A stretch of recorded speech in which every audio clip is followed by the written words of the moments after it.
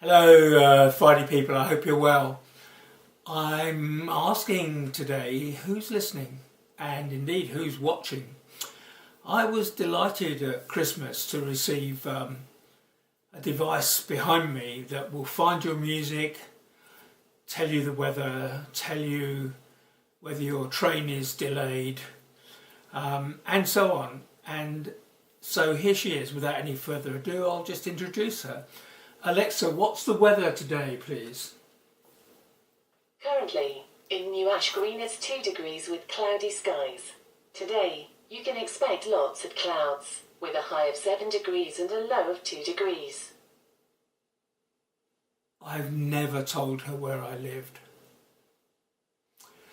One of my friends is staying over while his flat is being refurbished, and he's convinced that she's recording all the time and listening, and that the conversations are being downloaded to some vast server underground in Iceland. I think that's unlikely just because of the quantity of the data, but it's a scary thought.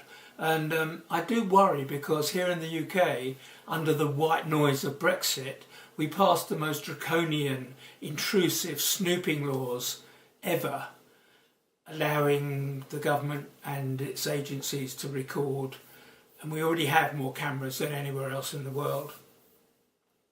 So I think we have to be very careful not to trigger keywords when you're using your phone or your devices and sending texts or whatever. I mean, if you were in an airport queue to drop your bags off, you'd never jokingly, jestingly to a friend use the word bomb or anything related to it. Have I just triggered a recording somewhere in Cheltenham, I wonder? So I think you just have to be very careful about which words you use. So having said that, frankly, the intrusion by the right-wing hate press here in the UK, the Daily Hate and the Daily Express. I mean, last week they gave Prince Harry's beau full-page coverage, massive photographs, because her distant and errant brother in I think the States or Canada had violated some sort of gun law. That sort of intrusion, which should have stopped with Levinson, that kind of hurtful papping and publication of trivial details, is much more distressing, I think, than the lady here whose name I may not speak, or of having your webcam or your home security camera hacked. There's a thought. So this robot zeitgeist that we're having at the moment, it's got a long history, and at the moment it's being powerfully represented on TV.